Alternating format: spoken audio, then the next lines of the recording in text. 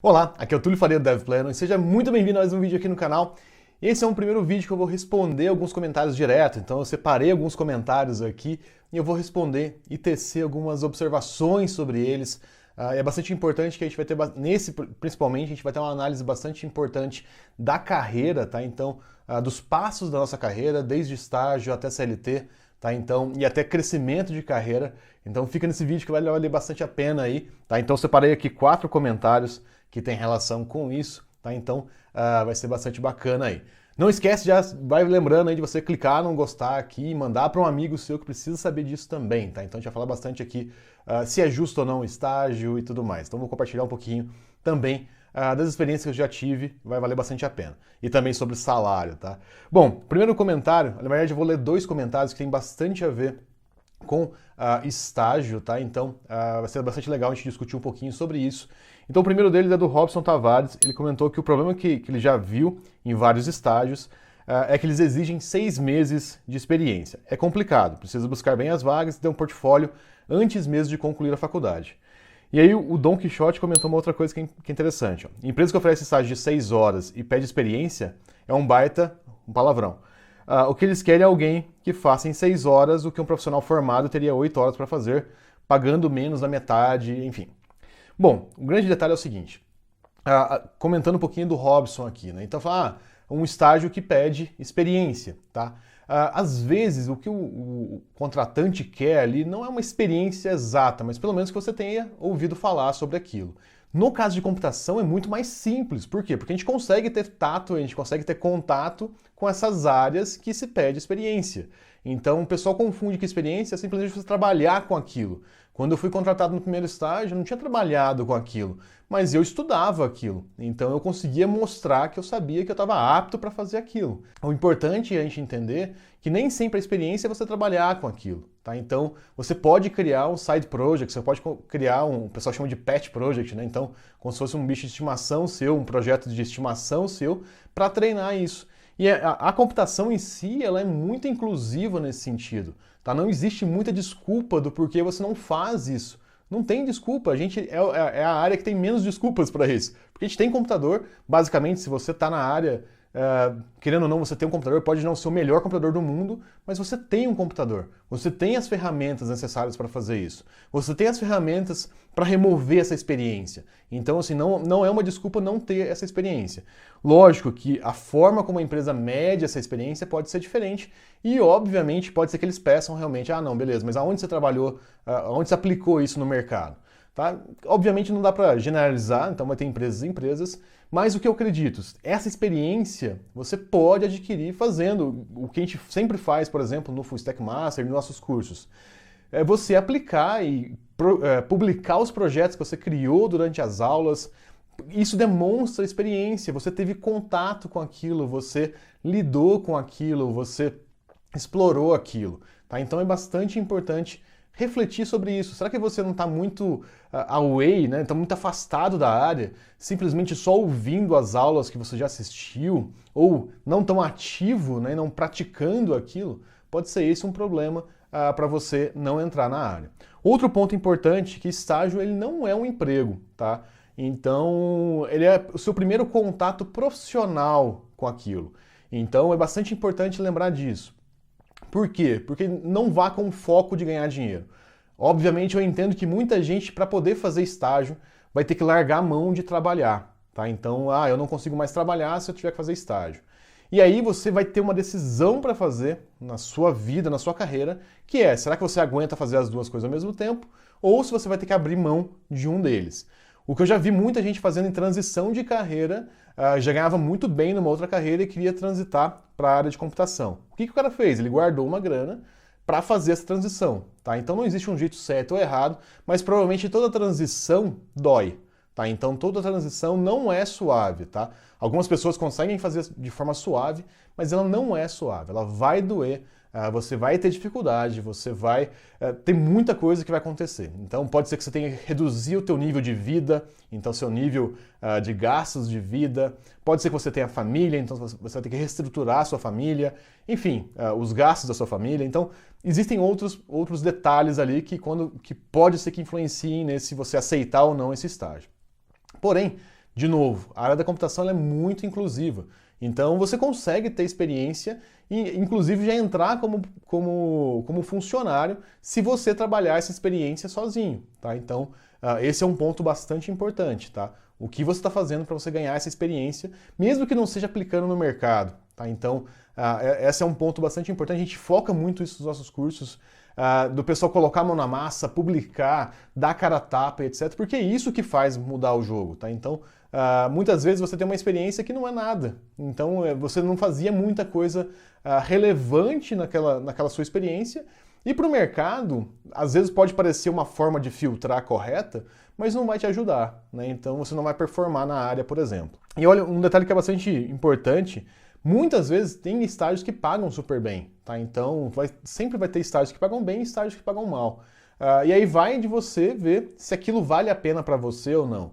Então acho que é muito importante você trazer essa clareza se aquilo vale ou não para você. Tá? Então conheço amigos, né, então, que até me incentivaram quando eu comecei a programar, que fizeram escolhas que no momento pareciam meio burras, vamos dizer assim. Então ele foi para estágios que ele não ganhava nada. Então, mas ele fez um estágio, por exemplo, na Intel. E ele podia, na época, ganhar 5, 6 mil no estágio, numa região que ele estava, que estava muito em alta, e tinha muita empresa e ele era muito bom, né? Então, ele conseguiria ganhar algo nesse sentido. E ele decidiu ir para o estágio na Intel, onde ele ia aprender muito mais e mesmo assim sem ganhar nada. E ninguém ia para esse estágio da Intel porque, obviamente, a discrepância de salário é muito grande. Vou ganhar 6 mil reais numa empresa que nem é tão conhecida ou vou ganhar nada trabalhando na Intel ou estagiando na Intel? E hoje ele ganha muito bem, né? Então, assim, muitas vezes você vai escolher esse seu estágio baseado na sua história de vida, o que faz sentido para você. No caso dele, ele não precisava se preocupar com contas e tudo mais, que tá tudo bem também, né? Então, cada pessoa tem os recursos que tem, né? Então, a gente não pode usar os recursos que a gente não tem, né? Então, no meu caso, por exemplo, eu cheguei a fazer um mini estágio, na verdade, o primeiro estágio meu foi o único que eu fiz, eu não ganhava tanto, mas eu morava com meus pais, né? Então, isso também não tira o meu mérito, é simplesmente os recursos que eu tinha. Como eu conheço muita gente que não tinha o que fazer, então, e tinha que fazer um estágio, então passava realmente necessidade, mas dava o seu jeito. Então a gente tem que muito entender isso, tá? Não é desmerecer uma vitória de uma outra pessoa e ao mesmo tempo também entender quais recursos que eu tenho disponível. O que eu posso fazer com esses recursos? E uma coisa bastante interessante, quando eu comecei como estagiário, e eu fiz poucos estágios, né? Então eu fiz esse estágio lá no começo e depois eu fiz só um estágio durante o mestrado, que era pedagógico, nem era exatamente um estágio técnico nesse sentido, de pôr a mão na massa. Mas uma coisa que era bem legal, eu não lembro nem a negociação do salário. Eu estava tão interessado em ver as coisas funcionando ali na vida real que eu não me preocupei com o salário. Então não era o meu foco era ganhar muita experiência. Eu fiquei 9 meses nesse estágio e foi o que a gente chama de game changer, né? Então mudou tudo na minha carreira. Eu tive chances de lidar com clientes, chances de perceber o quanto que aquilo que eu estava fazendo impacta na vida das pessoas. Então foi muito legal. Eu era a pessoa, teoricamente, com mais experiência lá dentro, então eu ainda tinha que ajudar as pessoas lá dentro, então as pessoas a evoluírem. E uma coisa que era muito bacana, esse meu ex-chefe aí no estágio, ele conseguiu montar uma equipe muito boa, mas muito boa. E o detalhe, hoje eu faço as contas disso, né? Então ele faturava super bem e ele pagava somente os estagiários. Eu estou fazendo as contas aqui agora há pouco, dá mais ou menos 1/60 do faturamento dele, ele pagava com os estagiários. Tá? Então, obviamente, eu não lembro exatamente, não sei os custos operacionais, o restante dos custos. Mas assim, dava bastante lucro, né? Então, assim, 1/60 só para mão de obra dos estagiários. Então, tá errado isso? Não tá. Ele teve sorte de achar uma equipe boa, ele tinha essa possibilidade, ele ofereceu, não colocou uma arma na cabeça de ninguém, todo mundo aceitou fazer isso, e todo mundo que estava nessa equipe lá saiu super bem na área, aprendeu muito. Então, assim, hoje eu olhando, eu faço essas comparações, porque hoje eu consigo ter essa clareza, mas na época eu fiquei, cara, não adianta, esses 9 meses que eu fiquei aqui foi o maior intensivo de carreira que eu já tive. Então, assim, não importa muito esses 1/60 ou qualquer outra coisa. Hoje eu ganho muito mais do que isso, e graças a essas cicatrizes que eu ganhei no meu estágio, no primeiro estágio, onde eu não focava em dinheiro. E um outro ponto bastante importante, né? Ele teve essa sorte de conseguir montar essa equipe, e ele não estava errado. Era o que ele podia oferecer, era o que ele acreditava que valia, e é o que todo mundo aceitou. Então acho que esse é um ponto bastante importante. Muita gente acha que isso é judiar, algo nesse sentido, mas olha a quantidade de experiência que ele proveu para essa equipe, né? Então eu lembro que a gente era em 4 ou 5 lá, e todas essas pessoas eu conheço até hoje saíram super bem da área. Então estão super bem, com uma carreira também internacional, então trabalham com projetos internacionais. Então olha só a capacidade que uma boa base de um estágio pode ajudar, né? Pode ser uma variável contribuinte aí para você chegar num lugar mais longe. E agora a gente tem um outro comentário sobre a CLT, tá? O Eduardo, o nome dele aqui, ele comentou: com o lixo da CLT, uma empresa gasta muito para manter um funcionário, consequentemente afetando o salário pago. Concordo, tá? Você paga bastante tributação, mas tem alguns pontos importantes aqui. É preciso acabar todas essas leis trabalhistas para melhorar os salários. Não concordo tanto. Devemos almejar um estado mínimo, quanto menos interferência do governo na nossa vida, melhor. Existe uma relação clara entre liberdade econômica e desenvolvimento. Todos os países ricos têm alto nível de liberdade econômica e a renda é alta. Aqui no Brasil, um trabalhador com ensino superior começa ganhando míseros 2.000. Uma piada. Bom, eu vou separar aqui 2 pontos importantes, tá? A gente falar de ensino superior de um lado e a CLT de outro, tá? Então eu vou separar seu comentário em 2 partes. Bom, eu não entendo nada de política, tá? Então, o que eu vejo de política é a minha análise, analisando os fatos, olhando os fatos ali. Então, assim, não vou me aprofundar em estado mínimo, em nada nesse sentido. Então, assim, não vou entrar por esse mérito. O que eu quero trazer para vocês aqui é a minha visão sobre a nossa área em si e como que ela está inserida no mercado. Então, o primeiro ponto, que é bastante importante quando a gente olha a CLT e etc., a gente está olhando para uma perspectiva de uma área que é muito valorizada. Muito valorizado. Então, assim, às vezes a gente reclama, a gente vê o pessoal reclamando de mas eu só ganho 5.000, eu só ganho 6.000. Cara, 5, 6.000 na CLT, você já ganha acima de 80% da população. Então, assim, a gente tem que lembrar que a gente está olhando pelo prisma de uma área que é muito bem paga. Então a gente tem que ter um pouquinho de pé no chão nesse sentido, sabe? De olhar que a CLT, ela também ajuda as pessoas que ganham menos. Tá? Então, que ajuda as pessoas que, quando elas estão desempregadas, elas têm o auxílio, porque senão elas vão morrer de fome. E morrer de fome, literalmente, porque às vezes é um salário, que é 1.000 e poucos reais, e paga 500 de aluguel. E aí você vai fazer uma compra no supermercado e já dá 400. Então, como que você vive? Tá? Então, assim, uma coisa a gente tem que colocar aqui nesse prisma, que a gente está olhando de uma área que paga muito. Então, assim, isso às vezes afasta a gente um pouquinho da realidade. Tá? Então, a gente vê, tá no momento que a gente está agora, tem auxílio de 600 reais para uma parcela gigante da população. Esse valor faz muita diferença, tá? É a diferença entre ter o que comer e não ter o que comer. Então, o primeiro ponto é bastante importante a gente olhar por esse prisma, que a gente está olhando para uma área que é muito valorizada, tá? Então, a gente tem que tomar cuidado um pouquinho de generalizar o que a gente acredita sobre a CLT e tudo mais, tá? Então, porque ela protege realmente, ou tenta proteger, na verdade, também essas pessoas que recebem menos, tá? Então isso é bastante importante a gente ter, tá? E aqui não é uma análise política, é uma análise simplesmente racional do cenário, tá? Então, entendendo aonde a gente está e entendendo que a gente vive numa sociedade, tá? E um outro ponto que é bastante importante, tá? Então, o que eu vejo no mercado, principalmente quando eu viajo para fora e conheço pessoas que trabalham lá fora, os salários lá fora e tudo mais. O que muda muito, tá? O que a gente percebe muito que muda é o poder de compra, tá? Então, assim, muitas vezes lá fora o pessoal não recebe tanto se a gente fosse converter para reais. E principalmente porque eles gastam ou em euro ou em dólar e tudo mais. Então, assim, o que muda muito é que lá eles conseguem comprar as coisas e aqui a gente não consegue comprar. Então, assim, o que muda bastante também é o poder de compra. Então, esse é um ponto que a gente tem que analisar sempre, tá? E alguns detalhes que são legais, se a gente olhar, por exemplo, para a Europa, os salários lá são mais achatados ainda. Então, as diferenças salariais, elas não são tão grandes, tá? Então, elas não são gigantes como acontece nos Estados Unidos. Tá? Nos Estados Unidos a gente tem uma discrepância um pouco maior entre os salários, assim como no Brasil. E aí tem um outro ponto bastante importante também. Lá fora, a carga tributária também é alta, tá? E é mais alta que no Brasil, tá? Então, quando eu estava analisando para morar na Holanda, por exemplo, e a gente tem um vídeo aqui no canal, vou deixar até aqui no card, quando eu falei por que eu decidi ficar no Brasil e não ir para fora. A carga tributária lá, ela é muito maior. Obviamente, você tem os benefícios, etc., não vejo como um estado mínimo, mas você tem que pagar esses impostos lá.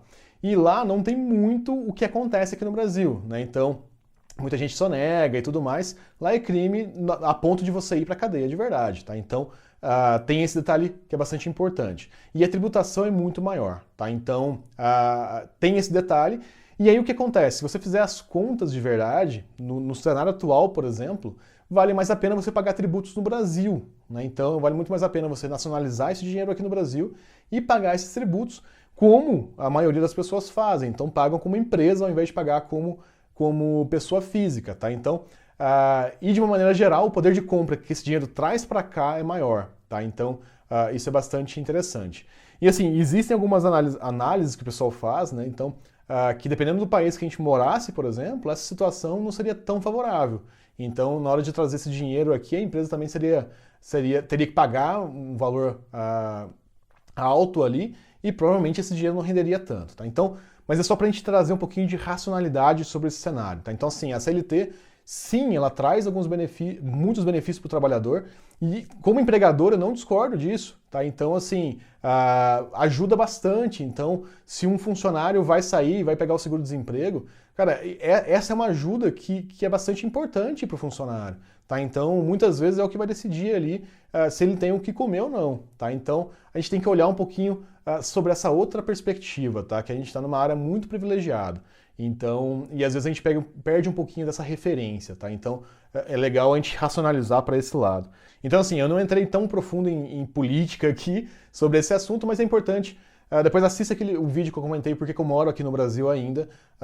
Então é bastante legal refletir sobre esses pontos, tá? Então será que realmente a gente está num país que é tão assim problemático? Tá? Então, só para a gente tomar cuidado aí com a síndrome do vira-lata, né? De achar que tudo que é nosso não presta e tudo que é lá de fora presta, tá? Então, Estados Unidos tem violência, tem assassinato, tem roubo, tem tudo que tem aqui, tá? Então, assim, a gente tem que às vezes olhar um pouquinho diferente, tá? Então, olhar com mais carinho para onde a gente nasceu. Bom, e a segunda parte aqui da pergunta, tá? Então, que é bastante importante, o Eduardo ele comenta que aqui no Brasil um trabalhador com ensino superior começa ganhando míseros 2.000 por mês. Bom, o que é importante, tá? Ensino superior não quer dizer muita coisa, tá? Então, desculpa te falar isso, mas assim, ensino superior não quer dizer muita coisa, tá? Obviamente, para um médico significa? Depende, se ele não fez uma residência adequada, não significa muita coisa também. Então, assim, ensino superior por si só, ele não dita muita coisa, tá? Então, a gente tem que analisar muito sobre isso, tá? Então, às vezes você está trabalhando com computação e faz um curso superior em teologia. Influencia na sua área, influencia em você como pessoa, mas para você programar melhor, não sei se vai influenciar tanto, tá? Então, a gente tem que tomar cuidado, porque ensino superior não é uma coisa, nossa, que impacto que isso gerou na carreira. Tem que tomar cuidado com isso, tá? Então, o que eu acredito? É uma das variáveis que te ajudam a estar mais preparado.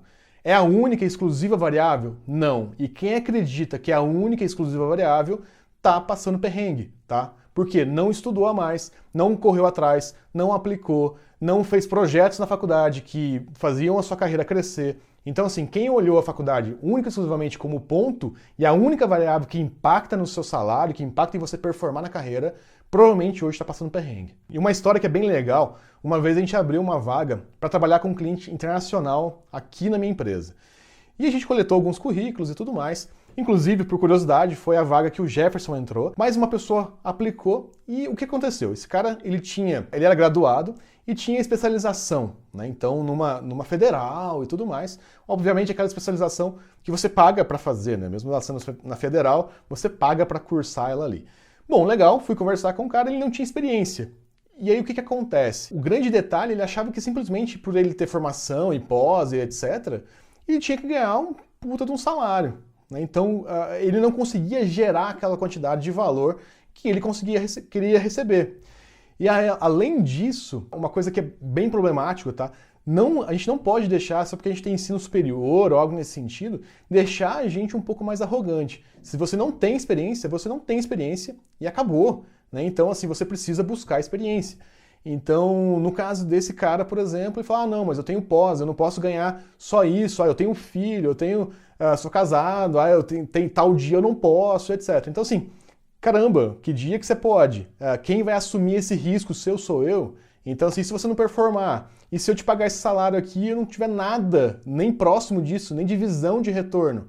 Então, é bastante complicado a gente olhar a faculdade, uma especialização, o que for, simplesmente como uma variável que influencia a gente estar preparado para atuar no mercado. Então, se você está fazendo isso agora, eu aconselho que você pare, tá, de olhar para esse lado, para olhar por essa perspectiva e começa a botar a mão na massa, tá? Então, começa a estudar por fora, começa a fazer realmente mais do que a faculdade te deu. E isso em qualquer área, tá? Então, seja se você for um advogado, um contador, enfim, a faculdade vai te dar uma das variáveis. As outras variáveis você vai ter que correr, tá? Então, quando eu dava aula na faculdade, era legal, a gente falava, na faculdade, no curso técnico, a gente comentava, ó, a gente te ensina a caminhar, correr é com você, né? Então, assim, a gente te dá uma base, uma variável, né? Então, é um pouquinho. O restante, cara, você tem que correr, você tem que conseguir fazer aquilo, ou se dedicar para fazer aquilo, né? Então você tem que controlar as outras variáveis. Tá preparado, tá atualizado, tá aplicando, sempre ter essa fome por pesquisar coisas novas. Então isso é o que vai fazer você um profissional diferente, não simplesmente e puramente uma faculdade. Bom, e um último comentário aqui do Fábio Jimenez. Conheço um carinha que é full stack, trabalha numa agência e ganha R$3.000 por mês. A agência fatura em torno de R$300.000 por mês, em cima do trabalho dele. Por medo e por querer uma garantia de salário fixo, ele aceita essa situação. Eu já decidi partir para o caminho do freelancer, não tenho medo dos riscos e acredito que ali na frente vai fazer muita diferença nos meus ganhos e na minha vida, como um todo. Bom, legal. Eu vou separar essa pergunta também em 2 pontos aqui que são bastante importantes aqui, né? Então tem um ponto do empresário e tem o ponto do empregado que está trabalhando para ele ali. Bom, olhando pela perspectiva do empresário, tá? Então, eu consigo trocar esses chapéus aqui porque eu tenho minha empresa e também trabalho para outra empresa. Então, eu consigo entender um pouquinho mais essa dinâmica, tá? Um ponto que é importante, que faturamento não é lucro, tá? Então, muita gente confunde isso. A empresa faturou X milhões. Tá, faturamento não é lucro, tá? Então, isso é bastante importante porque o funcionário é um dos custos. Então, é um dos valores que a gente vai deduzir desse faturamento para aí sim decidir o quanto e ver, né, apurar o quanto que a gente vai ter de lucro. Outro ponto que é bastante importante, há outras pessoas envolvidas. Se é uma agência só com esse cara, aí sim, realmente pode ser que existe uma correlação ali do salário, do trabalho que ele desenvolve para o retorno da agência. E muitas vezes, como desenvolvedor, a gente olha para a área, de novo, né, de uma forma muito otimista e egocentrista, a gente olha para a nossa área como se ela fosse a que regesse o mundo inteiro. Então a gente olha, a gente esquece que existe uma pessoa que vai cuidar do café, que vai cuidar da limpeza do escritório, existe um comercial, um atendimento, existem outros papéis, existe o risco do empresário de ter colocado e criado aquele projeto. Então, assim, a gente tem que olhar também para o todo. Será que já não existe uma base ali para esse dev fazer o trabalho dele sem se preocupar com mais nada?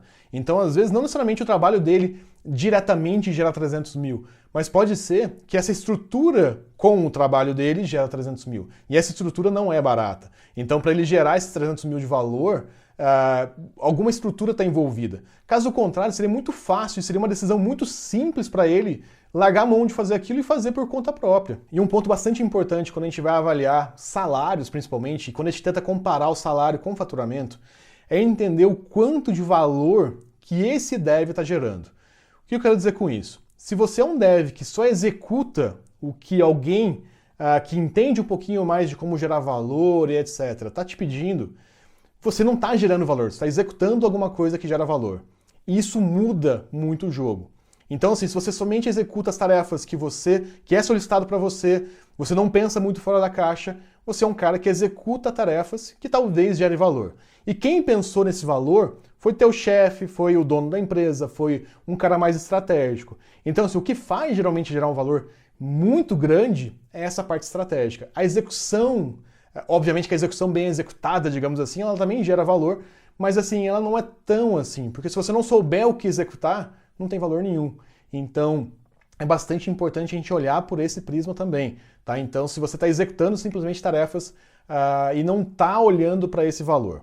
E é legal que comigo aconteceram duas situações que foram muito legais nesse sentido. Eu trabalhei num projeto na Bélgica, onde eu era um excelente executor. Por quê? Porque na hierarquia que eles me colocaram, eu simplesmente só tinha as tarefas para fazer e eles não me davam abertura para ajudar com outras coisas. Então eu não conseguia gerar valor a não ser executando o valor que eles já tinham definido. Eu não tinha nem a possibilidade ali de ajudar a definir qual que era a próxima task.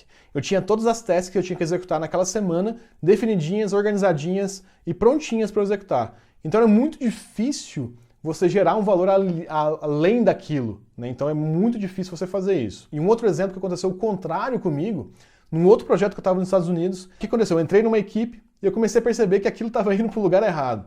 E um dia, numa conversa com a minha chefe, que tinha me contratado, eu falei para ela, olha, eu não concordo com o que está fazendo, estão me mandando fazer tais X, Y, Z de tarefa aqui, eu não concordo com isso, a gente está correndo um risco muito grande de fazer isso, se você quiser eu continuo executando, mas assim, eu acho que não vai levar a lugar nenhum.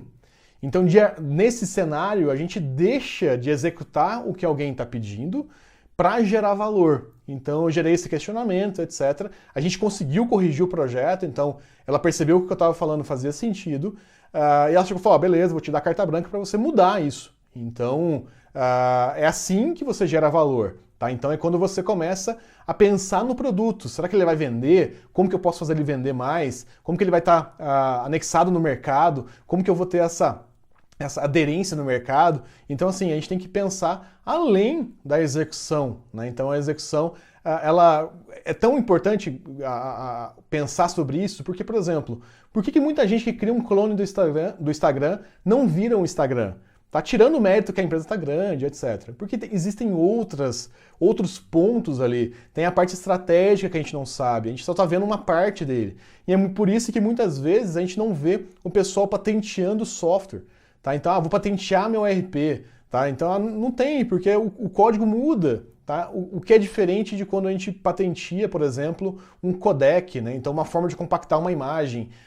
Isso sim é mais passível de uma patente. Mas a execução, de uma maneira geral, depende muito dos valores, da estratégia que geralmente esses cargos mais altos vão definir para o projeto. Então é bastante importante a gente pensar sobre isso. E agora olhando um pouquinho para o lado do funcionário, desse empregado, tá?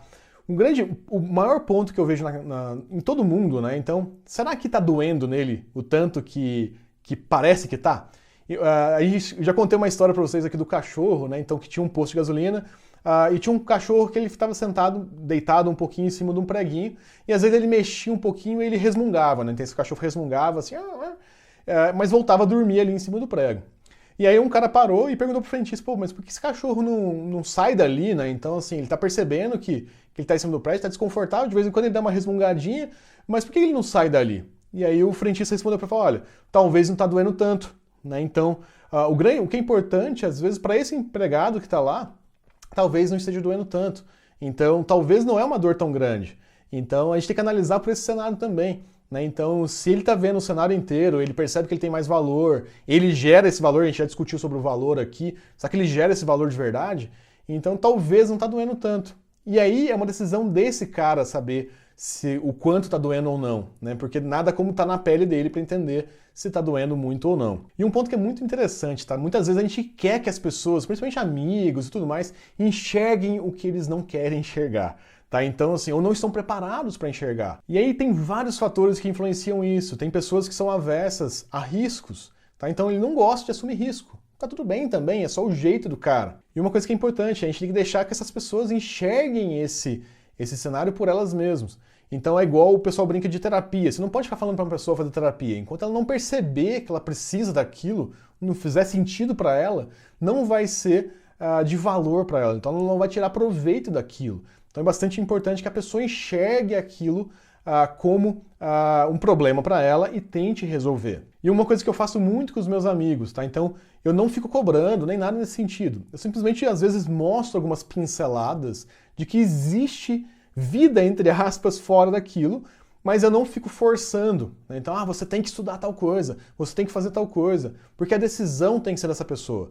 Então, muitas vezes você apresenta, olha, existe esse cenário, existe essa possibilidade, blá blá blá, mas você não fica forçando, tá? Porque nada pior, tá, de que você também tá no outro lado e a pessoa fica te falando na cabeça. Então, é bastante importante a gente ter essa noção aí de entender esse cenário, tá? Que você pode, de vez em quando, dar algumas sutis dicas, mas não forçar a pessoa a tomar decisão, né? Então, não ficar apertando, pressionando e etc. E uma coisa que é bem legal, tá? Eu tenho muitos amigos que estão felizes aonde estão, tá? Então, isso é bastante importante. Então, se esses amigos meus não reclamam sobre a situação que ele está vivenciando, isso reduz ainda mais esse meu ímpeto de ajudar, né? Porque ele não reclama, então para ele tá bom. Então, se ele não reclama, tá tudo bem. Eu não vou ficar forçando ele a sair de uma zona que ele não quer. Ele tá numa zona de conforto que tá tudo bem ele tá ali. Se ele não quer sair, fazer o quê? Né? Mas não tem o certo e errado. Tem o certo para aquela pessoa e tem o certo para você mesmo. Então, quando a gente começa a entender sobre isso, isso ajuda bastante até a gente entender sobre a vida. Uma coisa que é bem legal, tá, Fábio? Como você decidiu ir pro modo do freelancer e tudo mais, você tá tranquilo com o risco, você tá tranquilo com o seu trabalho.